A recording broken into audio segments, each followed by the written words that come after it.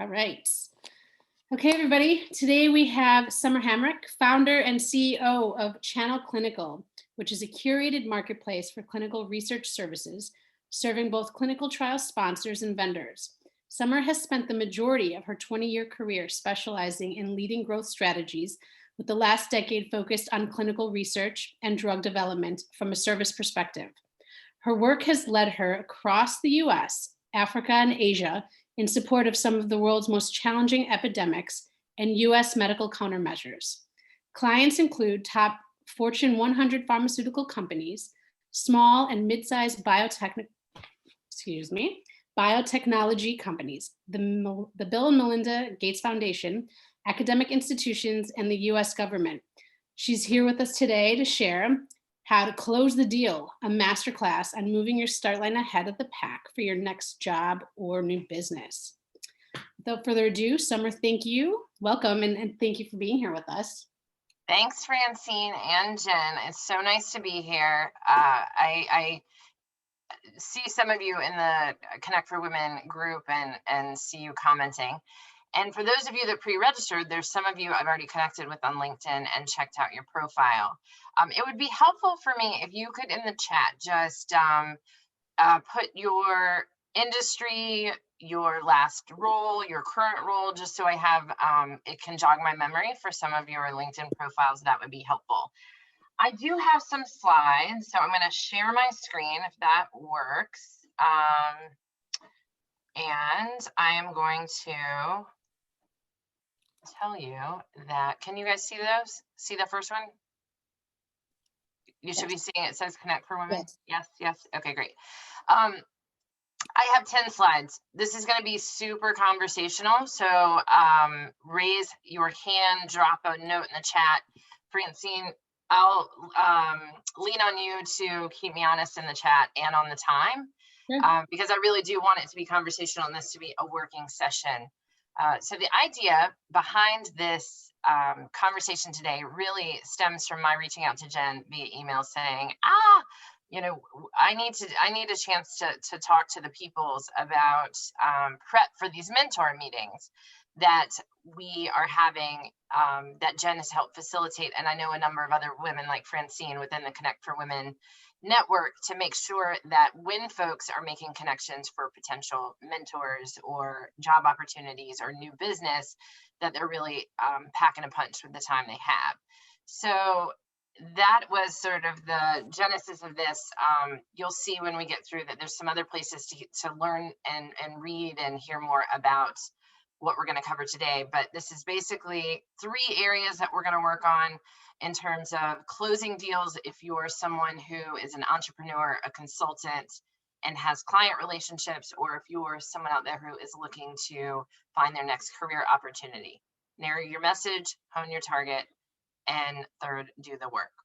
So with that being said, I just want to do a quick intro and tell you what gives me credibility to be here in this conversation with you today, and also give you a little context as to my world. So my main business is Channel Clinical.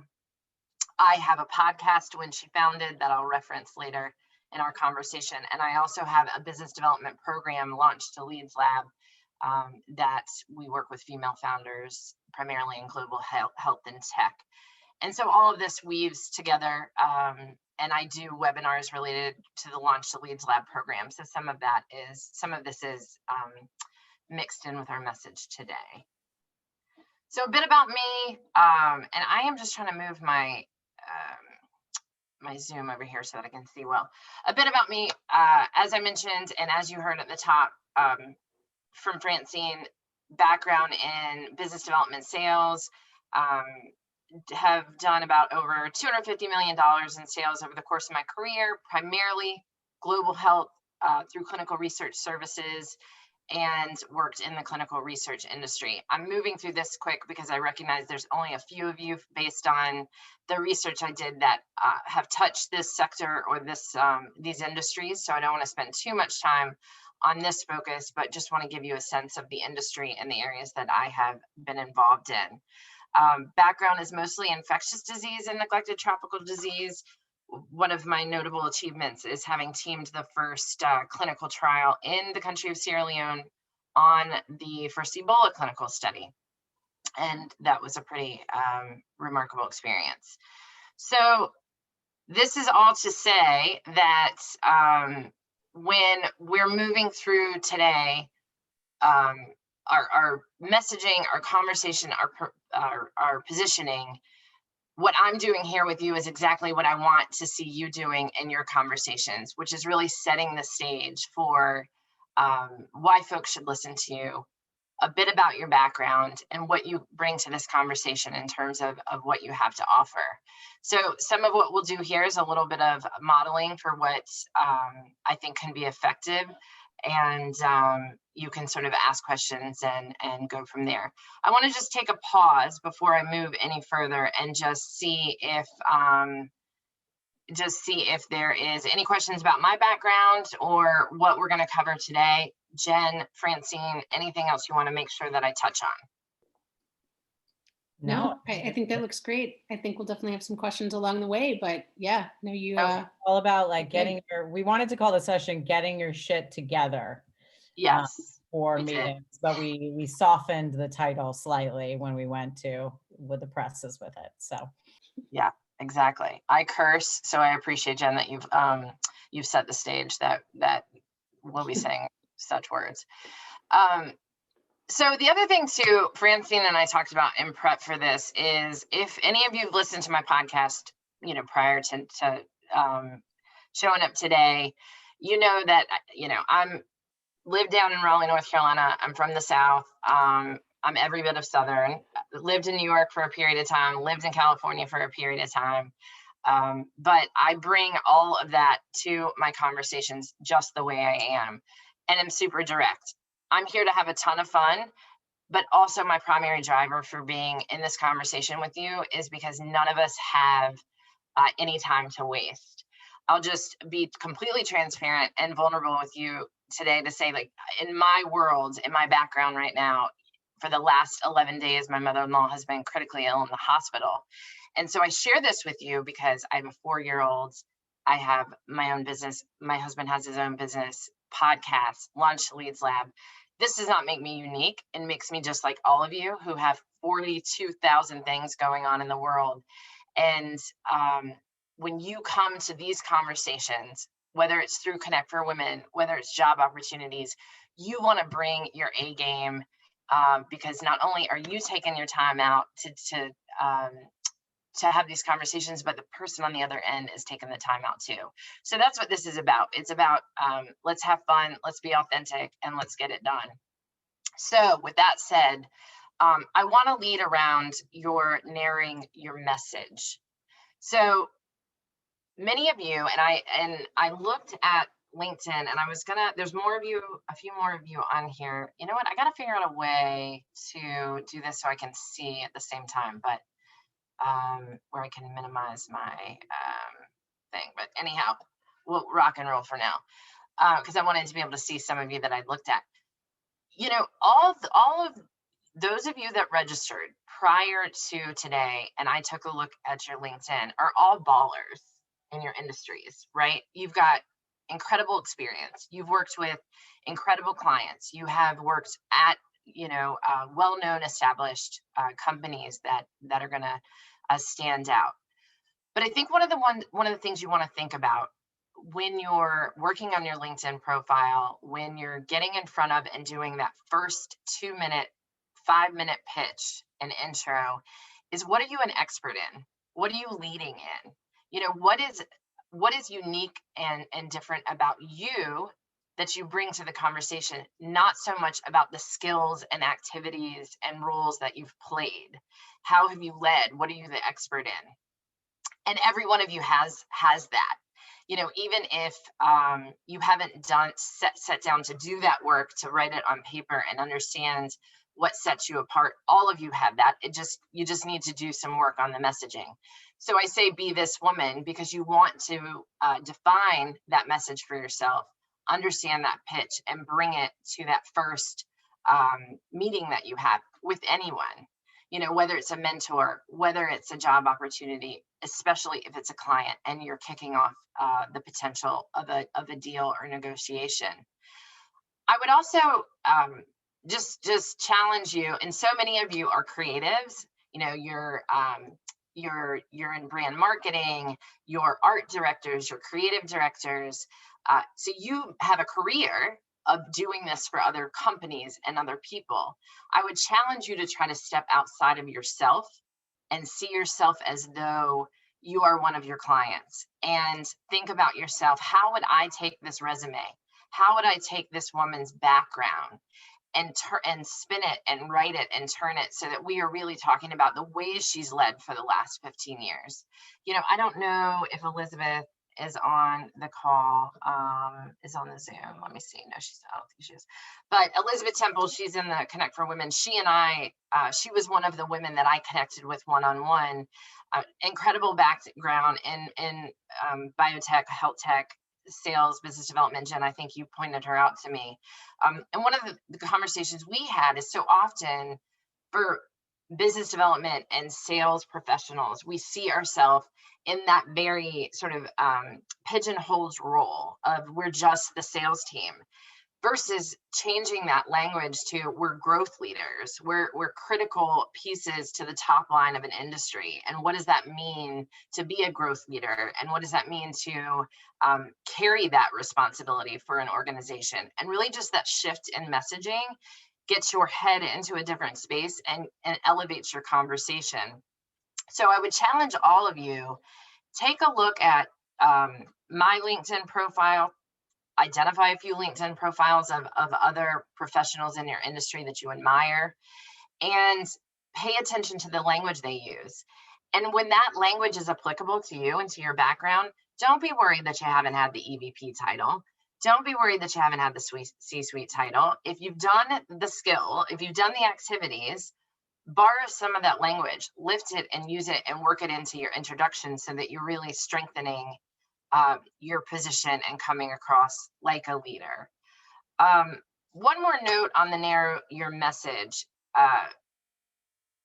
Whether, you know, when you're thinking about what you're positioning and you're an entrepreneur and you're a founder, you're selling what your solution is relevant to, relative to their problem or their point of pain, right? So if you're coming in with a new product or a new service, you're trying to identify, you know, what is the point of pain within your client that you're going to be able to solve that, to solve, bring your solution to solve for. I would argue that it's still the same in a job interview. You know, you're really wanting to understand how to set yourself apart with your skill set, so that you can better move forward a conversation for the person on the other side of the table. And then lastly, I'm sure you've heard this before, but try recording yourself. You know, whether it's Zoom, whether it's Loom, do your pitch and do it until you get to a place where you think, I've really told a story that's super, super solid. So I want to pause there and just, and I can't see the chat. Is there any chat happening? I don't know why I can't see the chat. Yes, no, Francine. There is chat happening. I said it's, I don't know why. There's like next to the share screen button, which is a green button, there's a chat button. Do you see it? Yes. Okay. Yes. Yes. All the things, and voice to men I just saw. But okay, looking through really quick at the positions. Tell me this, who struggles with their pitch? Who is that something that they feel like this is a place where, you know, you still have work to do? If you'll just put in the comments. Jen, can I ask you this? You sit on the other side of pitches quite often, as well as craft them. What do you see as the biggest pitfall in this area? You see that I also have a friend next to me. Yeah, great. I think that the pitches are too long. It goes on and on and on, and I struggle sometimes to pinpoint the exact thing that the person's superpower is. Like, I have to really concentrate in myself, ask them poignant questions to pull that out of them. But it's like a life story versus a pitch. And I think that that ends up being the difference. Sometimes we get like 20 minutes into a call before they finish their pitch. And that I think is one of the biggest issues. That's helpful. And anybody else have thoughts on what makes a great pitch, or where folks get jammed up? Hard to determine the angle. Yeah, Francine, I agree. It's one of the things you have to sum up pretty quick is relevance. Right. And it's almost like you need to really understand who you're talking to really to cater it in that direction. And so it's constantly something that's evolving, right? Yes. Yes. Is it Sandra or Sandra? Sandra. When you say not sure how to deal with the career parenting break, meaning your messaging? Yeah, how much to focus on that I did some work while I was a parent, like I did part-time work and taught, or to just kind of make it more like, okay, I was not working for this period of time. Was it such a significant gap that you feel like you have to address it? 13 years. Yeah. One of the things I did a talk at Mom 2.0 Summit last year. It was a virtual summit, so it would have been 2020. And this question came up a lot. I think that there is an opportunity to shift this narrative to not being for you not to see it as a deficit, right? Like that it was a choice that you made. And I believe if I saw your LinkedIn, if I read it correctly, you do acknowledge it on your LinkedIn and talk about some of your achievements and activities in that time. Is that right? Yeah, I do. I think that's so powerful, because I think it's a chance to, highlight elements about yourself that still bring credibility to the conversation. Any other thoughts on this?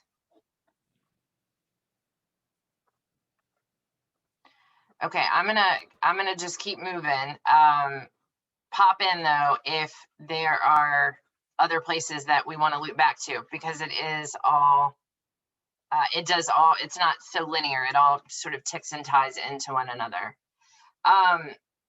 So I want to move into, we've talked about messaging. Let's move into a bit about your target, or to Francine's comment earlier about understanding your audience and the relevance and how to tweak it. So this is, my son just had his 4th birthday. His name is Banks.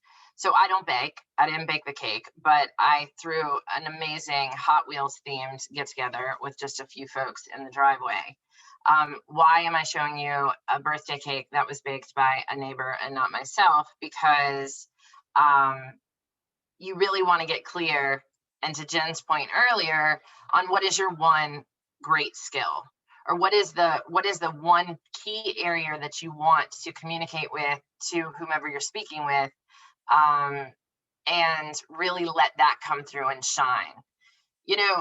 I don't think people are using the jack of all trades on CVs and LinkedIn anymore, but if you are, I would say ditch that, because you're not for everyone and everyone's not for you. And really honing in on what is your skill. Yeah, you might have multiple skills wrapped up into one area, but what is that one thing you want to drive home in a conversation? And that may change depending on who you're having the conversation with, who the audience is, and what your objective that you're driving to in the conversation is.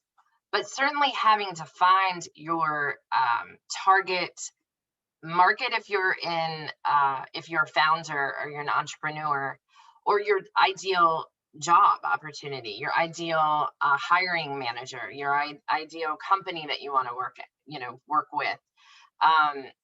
This is where you want to really hone that in, so that you know, or have a sense of what it is that they're listening for, so that as you craft your pitch, you can tailor your pitch to them as they're you know, listening to you.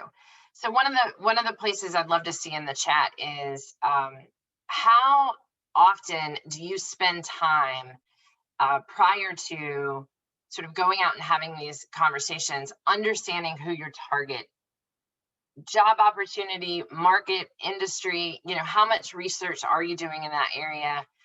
Is this place that feels a bit like a black box, or is this a place that, you know, it comes a bit more naturally? You know, when it comes to, and I'm going to let you guys fill in while I just say one more thing. When it comes to business and sales, really getting niche in this area is makes a tremendous difference in your ability to sell into the right market. And sometimes that is just a trial and error. You have to get started, you have to pitch, you have to have these conversations to know, am I talking to the right person? Am I, you know, talking to the right type of company? Does this line up?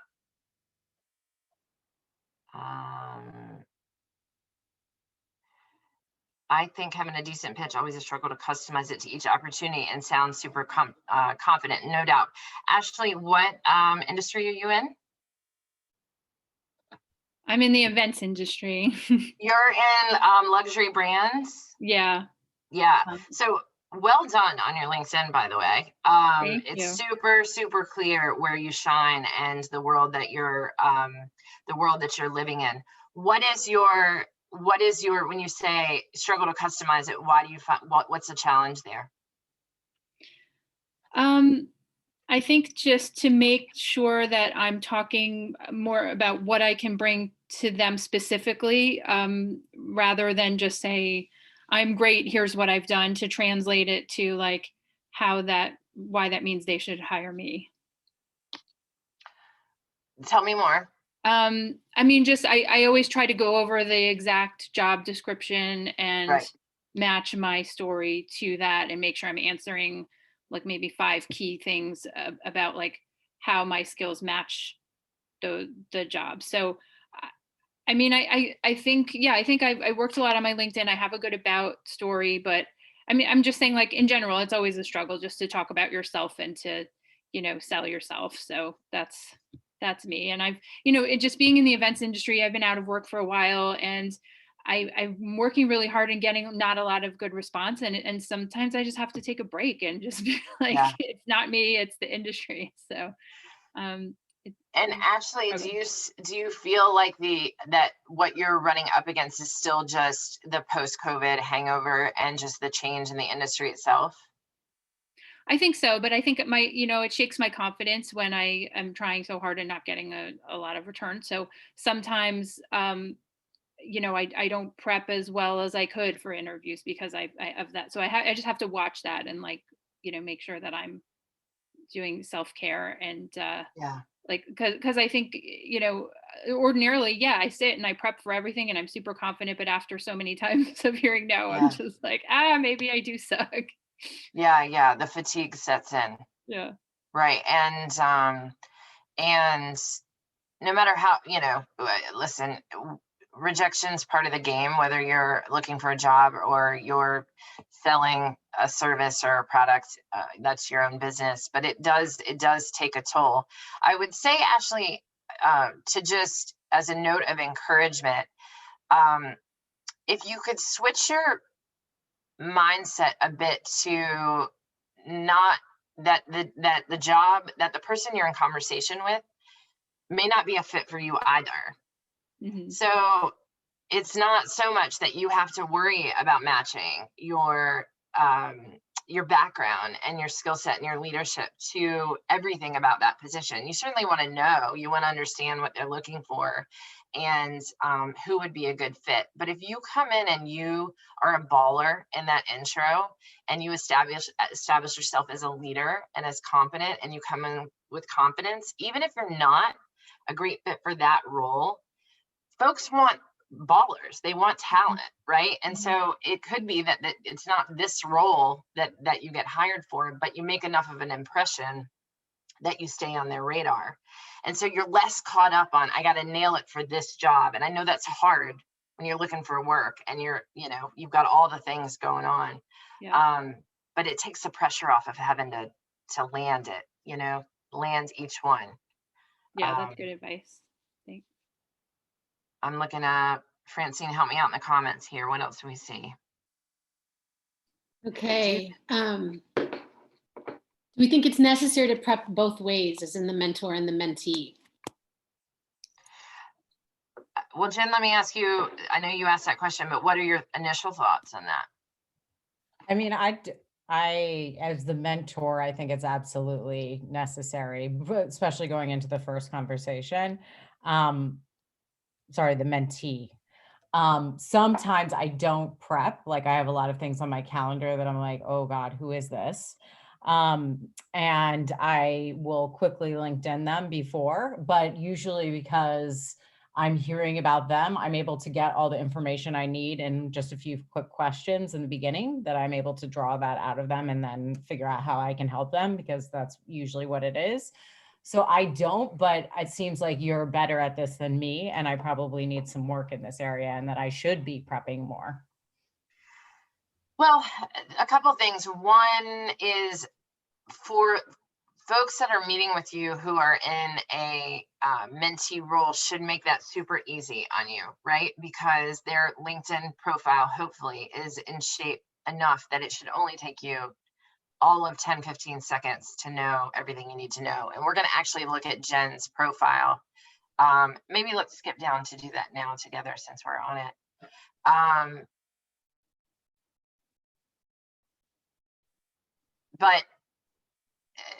So, you know, you should be able to look at this quite quick and be able to do it. I just talked about this in the most recent podcast I did, where I actually go through and give you a list of questions to think about.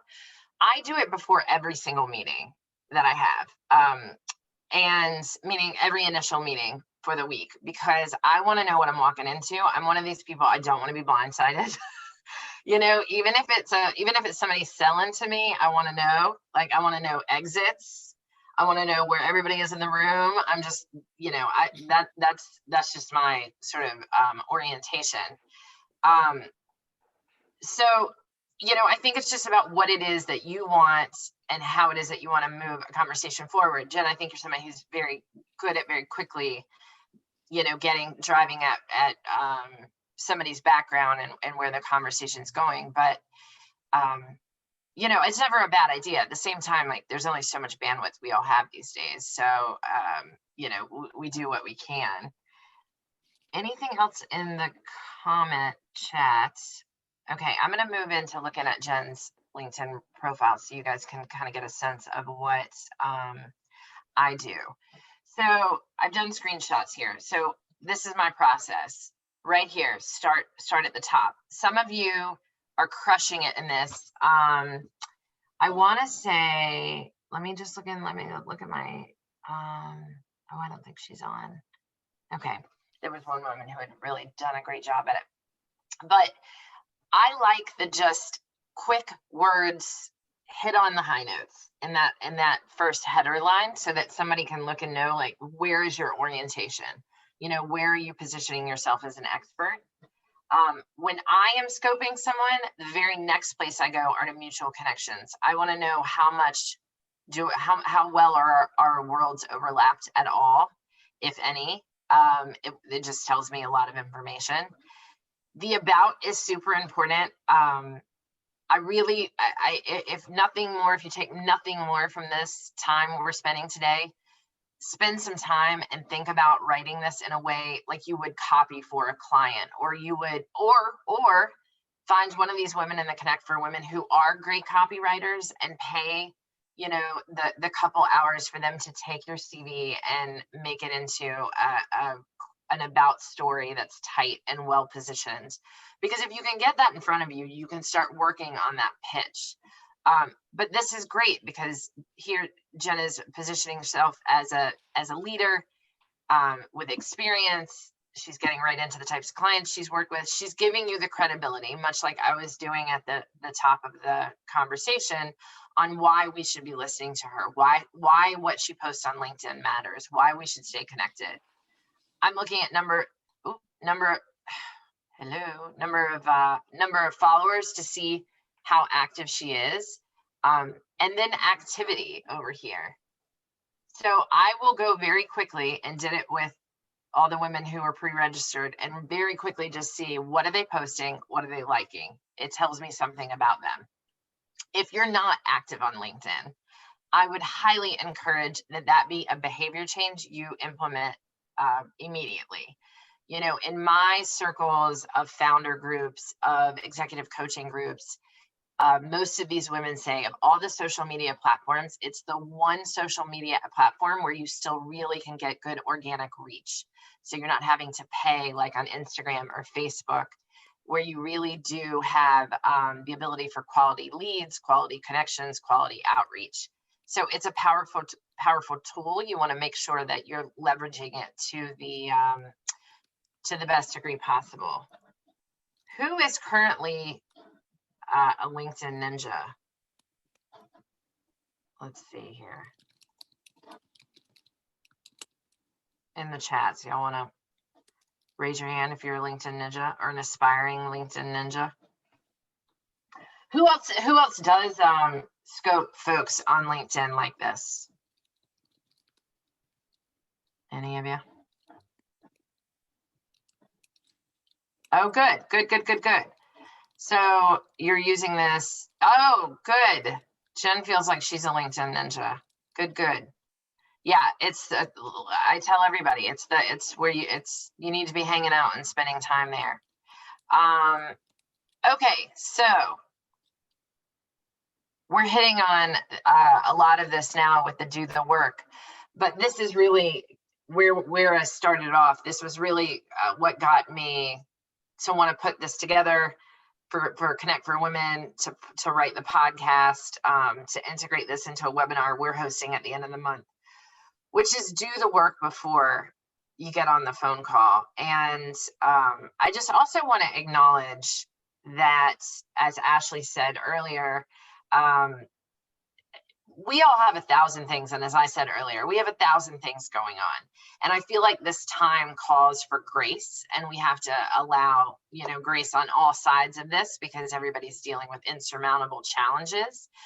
So I want to really impart that this is not a formula that has to be followed, tried and true, that that you are now adding a pressure necessarily to yourself that it's one more thing on your list. What I do want to encourage is that if you do carve a little bit of time out prior to this meeting and do a little bit of this work, where you're taking a look at the company, better understanding what this company is doing, how they're impacting the world, how they're transforming your industry, better understand this person by what you can learn online through LinkedIn. If you can get a sense of why do they care about coming to this conversation, what might be their points of pain, what might be their motivators, how might we intersect.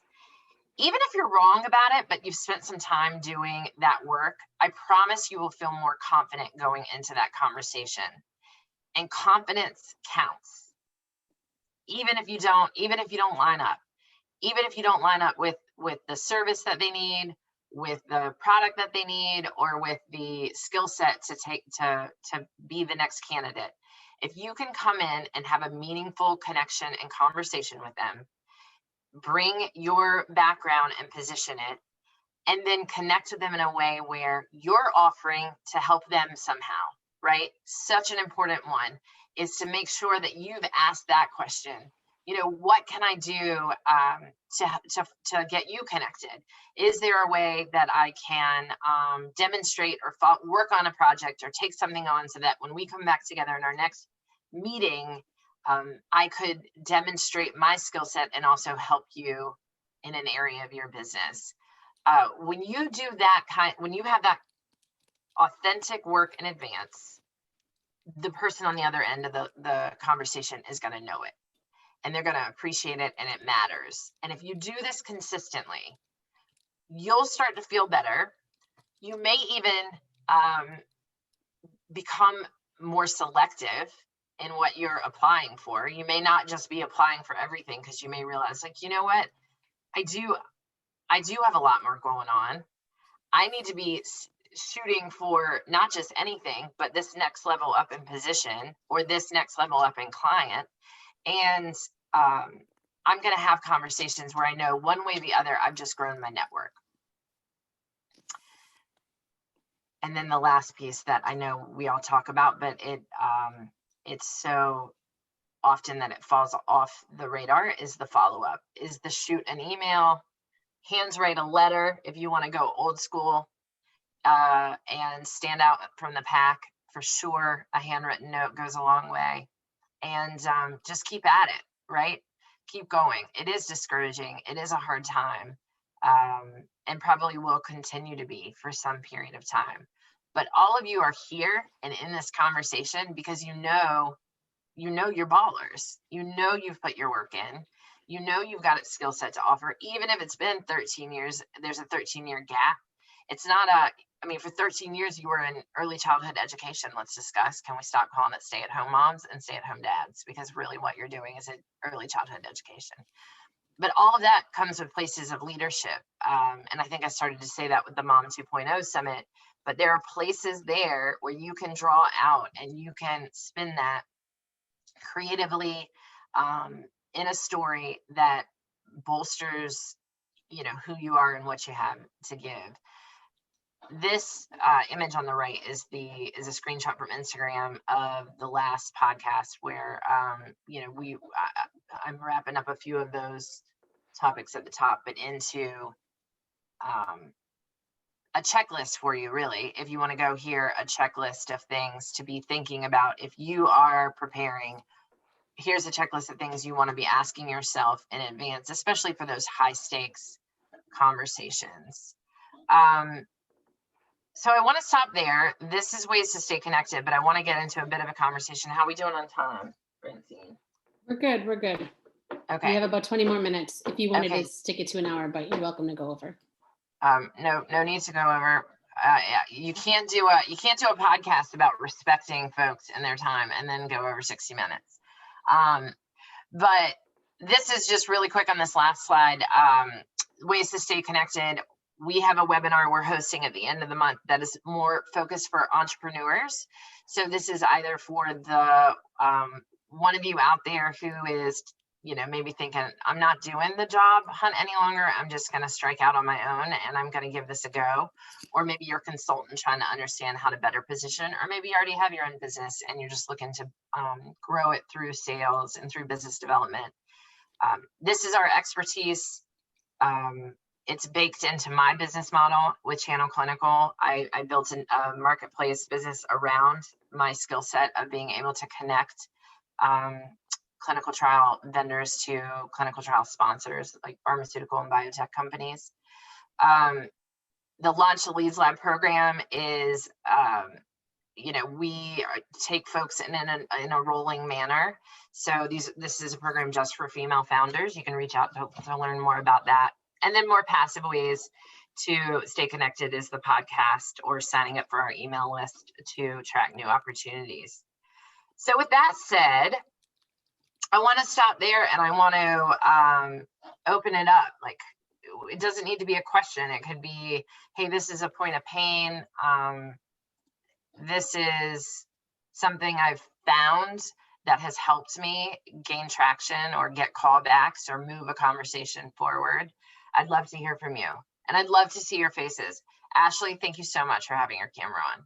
I didn't get up on my put your camera on high horse today because it's at lunch and everybody needs a break. But hi Sandra.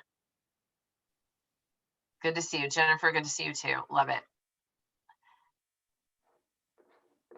And is it Arshia?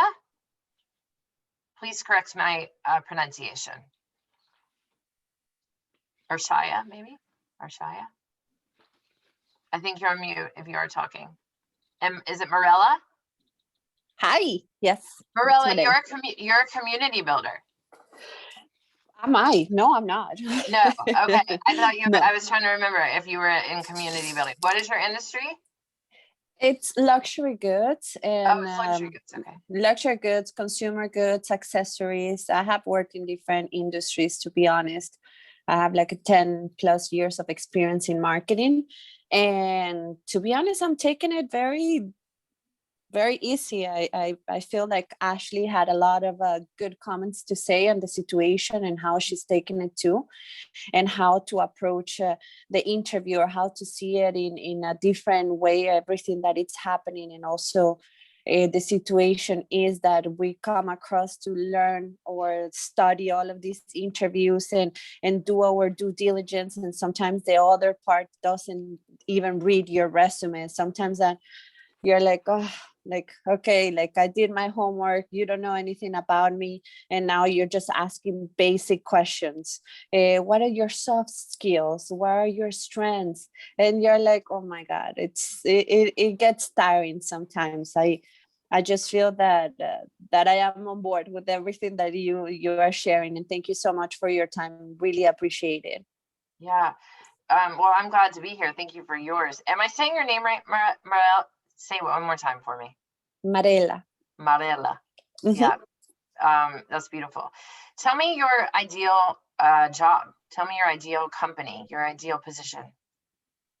To be honest with you, and I say this a lot to every time that they ask me, I am looking to land in a, not in a job, I'm looking to land in a place where I am feeling that I feel part of something. I'm a true believer. I don't know if any of you went through 2020 together with me, but we all like kind of like suffer so many different levels of anxiety, drinking, not drinking, workout. It was like a levels of everything. So right now in my career, I'm looking for a place that it really brings up the best of us as professionals, as humans. So I'm looking for a place where I can feel myself and be also the professional that I know that I can be. I can help. I can like to find my superpower. And thank you so much for saying that, because I'm going to start building upon all of that list of the superpower, my one great skill too, every time that I interview. So that's very, very helpful. So what just came through for me when you were talking is how lit up you got over the notion that you would be in mission alignment with a company, that your passion would be in mission alignment with what they're doing. And so if I'm on the other side and I'm looking for an employee who is going to help sell, which is, I'm assuming you're in the world of branding and marketing. So you are really impacting their ability to sell, their top line. I want someone like you who's going to come in, understand who we're doing, understanding what we're doing, and how we're trying to impact the world and what we're transforming, and put you on the case. So you want to really, you want to sell that. You want to sell that enthusiasm. You want to find companies that light you up coming out of the gate. You know, that coming into that first conversation, you are going to be fired up because they're out there doing the good work, even in the luxury world, right? Yeah. I mean, absolutely. Yeah, I mean, it's any which way. I will take a look. Thank you. If any of you connect with me on LinkedIn, is my LinkedIn? Did I put my LinkedIn profile? Or, I'll share it for you. Okay, perfect. If you connect with me on LinkedIn, I can take a quick look at your profile and then just pop you a couple thoughts back in message. Just to see if all your fabulousness is coming through. So I have a follow-up question to that. It's really hard to show that enthusiasm and that passion for something on a page on LinkedIn. I know LinkedIn is really a fabulous place to share credentials and numbers. And so I share with her in that I'm totally passionate about what I want to do, but it's super hard to capture that on a LinkedIn. And so unless I'm in a situation, or any of us are in a situation where we can engage in an actual conversation to show that part of ourselves, it's really hard to land those calls. And so that call is when, the real magic happens. And so bridging the gap between the page or what may seem like a bland LinkedIn to actually having those pivotal, amazing conversations is where I know for myself is where I'm having, it's my greatest obstacle.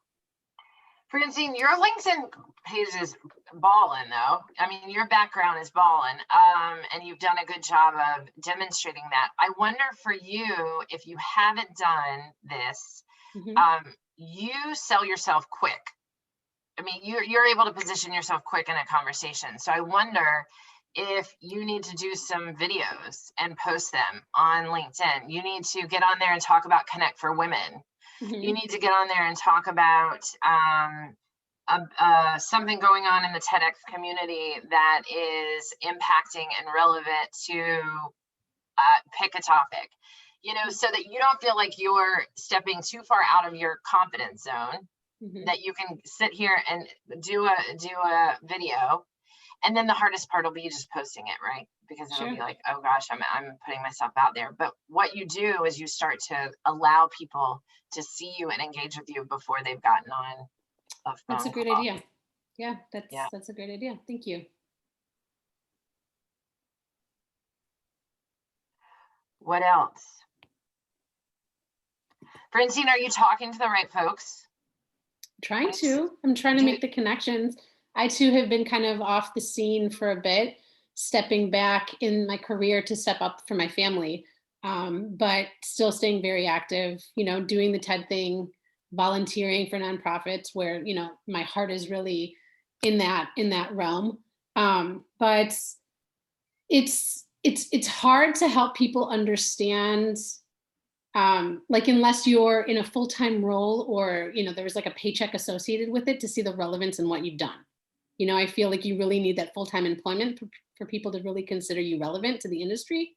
And so, you know, I'm doing my best to try to communicate that, and also really just trying to make the right connections that are, you know, authentic to what I really want to do. So I've been in this, I'm in the networking game. I'm trying to do it right, but it's always a learning process. Everybody's really different. And the challenge of always sort of changing and tailoring your message, you know, depending on who you're talking to, it's all very time consuming. So it's definitely a process. And I think the network, we've all discussed this before, it's taking us all much longer than we thought to kind of get things, you know, all the dots to connect. And so it's totally a learning process. Is it, and I'm asking this is not a value-based question. This is not a judgment. I'm asking this of all of you. Is it true that, like, I know this is true from women getting paid and not getting paid, like this perspective, but when you say that there's a, I forget how you phrased it, but you're not getting paid from the time that you were doing that invisible labor, right, at home, with the stepping back to step up, which I love that, by the way. Is that, I mean, do you think when you say that automatically sets you back in terms of your negotiation? I do because true? I think that our culture is sort of starting to see the importance of what the stay-at-home mom's role was, because this She Session really, it crippled a lot of families in a way that people needed to step back. And so they're feeling the absence of those strong women in the workplace. And so I think our culture is kind of coming around there and in a lot of different ways right now. I just don't think we're there yet. So the people that are in the trenches right now, I feel like it's a struggle. It's a struggle to, number one, prove you're relevant, and then number two, you know, make the connection. It's like a double hurdle for us. You know, and I'm not trying to be a martyr. Everybody has hurdles. I'm just, this is particularly mine. Yeah. 100%. I wonder if, say your two things again. Repeat those two things you just said one more time. So I think that we're facing kind of a double hurdle. One being that, you know, our culture is slow to understand the importance of the role of the stay-at-home mom for their family, and also to appreciate the value that they're bringing from the work that they were doing while they were at home, but also the relevance to what they were doing and how that can translate into the workplace. I think, Francine, something, again, this is kind of, this loops back to what I was saying to Ashley. If you and I know this is hard. I mean, this is really hard, what I'm going to say. So it's like, Bring it. I Yeah. got it. but if it's a choice, right? Like if they are privileged to get you, if they are privileged to recruit you, if you are a VP at name any company or a chief officer at any company, and that company wants to hire you, they have to work to get you as well. Mhm. And so if we're in this conversation of, I know, listen, here's my background, here's what I bring, Mhm. 100% your investment into me is going to make a ton of sense, but I got to make sure that my investment in time and showing up for you also makes sense for me. Right. And flipping it into that place versus this scarcity, like deficit, where you are really coming from this place of like, I have to have a job, I've been out of work, like Mhm. there's such a judgment about that Right. is, I'm not negating that it's not real, but I'm Mhm. also just wondering if you can come at it from if you can find a new perch on that. Right. Which Yeah, is and I probably do need to do that. It's totally challenging. It is, Yeah. because it is what it is. And, again, the conversation is changing. Like, are we addressing the gap? And who's ready to really hear about the gap? Because every employer that you're talking to, you don't know what journey they're on in the process, right? And so Yep. you come at it really authentically, you get all Brene Brown vulnerable on them, and they're Yeah. not ready for that. They want to hear the numbers and what have you been producing. And so I think it comes back to your point about doing the research up front. Like, you have to Yeah. know how to engage in that conversation and what approach you need to have. But at the same time, there's so much, not to totally pivot, but there's so much like ghosting going on, and you do need to be a little bit vulnerable in the process of, trying to get the job, because ultimately they're the ringleader, right? They're the one that's going to make the final choice. And so Yep. coming at it really confidently has always been something, that I'm able to do, just because I'm confident in who I am and my experience, and I know what I can bring. It's that convincing and the understanding on their part, and also there's so much vulnerability there. Even when you come at it with so much confidence, you're still at the mercy of their yes or no at the end of the day. Yeah. And so that always is the barrier, right? Yeah. Yeah. Yeah. It's challenging. No doubt. No doubt. Did somebody else have a question? I've seen the chat. Can I also throw a resource out there? And I am drawing a complete and total blank. The lack of sleep is real. She's a founder here in North Carolina. Her name is Ursula Mead, and her company it's a tech startup. They're like Glassdoor for women, about companies who are female friendly. Jen, I might have put you in touch with her. I feel like, did I? What is Ursula? And I cannot, in her site, hold. I don't think I've been connected with her. Okay, let me look it up really quick. Good. I have not used it, inhersite.com, but it is like Glassdoor, but it's a job site for female friendly companies. So everything from family leave policy to health insurance that is, that has good coverage for women's health needs. So it might be a good place to really focus your some of your efforts too, in terms of job hunting, because I have to imagine that the companies that are posting there are willing to be rated, or wanting to be, are good being rated against criteria that is female friendly. Mm-hmm. Again, and there definitely are a lot of places stepping up and stepping out to acknowledge that. There's the Mom Project here in Chicago, which is great. Luminary does wonders for everybody. Yeah, so it's out there. The conversation's changing. We're just part of the movement, I think. Yeah. And I would also just encourage you, Francine, and everyone, to just make sure and I know this is so hard to hear when you're in a place of like, I'm just trying to fucking get a job, but make sure you're not playing small. Just Yeah. make sure you're not playing small. Make sure that whatever your natural career projection would have been, that you're not discounting that because of your time out of the workplace, you know, Mhm. like that you're not shortchanging that next step up. If your imposter syndrome is not up when you're going after a job, you haven't stretched. You haven't stretched. Like you should feel you should feel a fish out of water. You should feel uncomfortable. Mhm. Otherwise, you've undersold yourself. I love that. I love that. You should feel a fish underwater. Love it. And we're closing in on 1 o'clock. Any last thoughts? Jennifer, I haven't heard from you. What's the current state? What's the current state? Well, I am a account director. I was laid off for COVID, which happens, and in database marketing, direct marketing, and am looking to shift my career focus from agencies that, commercial-based agencies to agencies that support nonprofits.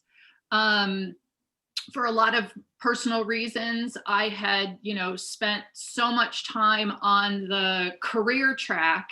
I am single, and but had some family responsibilities, and I'm really looking at shifting to something that's a little more soul satisfying, that still fills my purse with money at the end of the day. And a lot of it. It's soul satisfying and fills my pocketbook. And trying to locate those companies that specifically do what I want to do. I mean, most nonprofits still do a lot of direct mail and email and digital stuff, and are very database focused, both for their customers or for their donors, as well as for acquisition.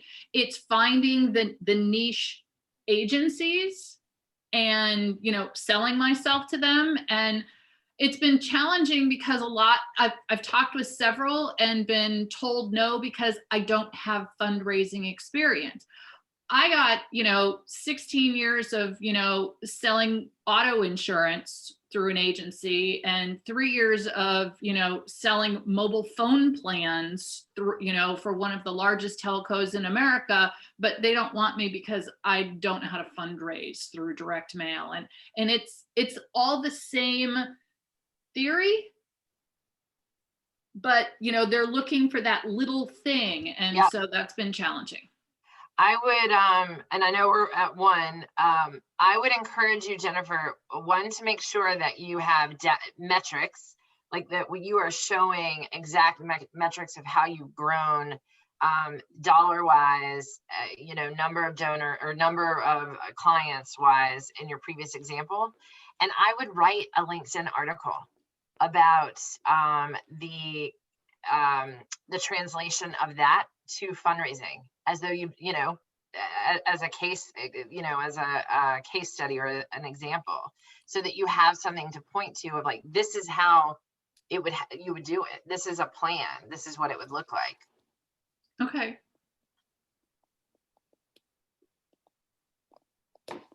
Jen, I saw you were about to hop in. Oh no, my name is Jennifer too, so I just got confused that you were calling me. So I was like, oh, okay, I'm up. Yeah. Oh gosh, I guess I just assumed you were talking to me. I was talking to you. I was talking to you. Okay, I know we're at time. We're at 1 o'clock. If anybody wants to connect with me outside of here, all the ways, LinkedIn, Instagram. I've been very quiet on social media because, priorities. But here we are. I really appreciate it. Listen, I'm also open to feedback. So if there's things in this that I breezed over, weren't clear, listen, y'all, I don't bake cakes and I'm not a graphic designer.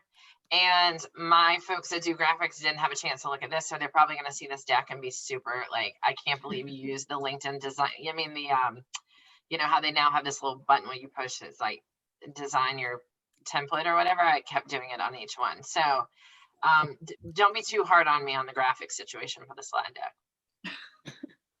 Oh, thank you so much, Definitely. Summer. I think it was really great advice on, how to look at people's profiles and really prep for those conversations that we all are having every day, whether it be for networking or mentor-mentee relationships or jobs. We really do need to do the work before. Even I need to get better at this.